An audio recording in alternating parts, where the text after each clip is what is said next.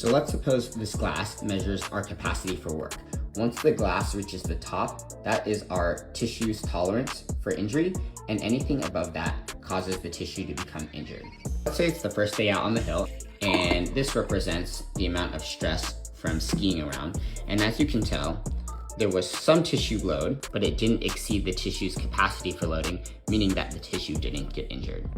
How tissue recovery works is essentially the amount of stress that we have when we take days off, eat the right things, and recover. Now we go back down to baseline, and then now we have all this volume to stretch the body before the tissue starts to break down and we get injured.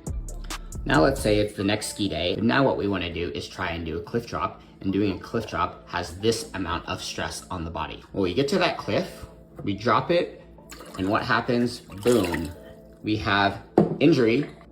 But let's say, unlike previous years, you actually took some time to do some preseason training, and this represents the amount of load that you can handle. Now let's say you're gonna go to that cliff, you're gonna drop the cliff, and now what happens? Boom, you drop the cliff, and look at that. You're not gonna get injured because there's still much capacity for loading of that tissue. If you train for preseason training, you can go from a capacity of this to a capacity of this, and tolerate a lot more stress on the ski hill and reduce your risk of injury.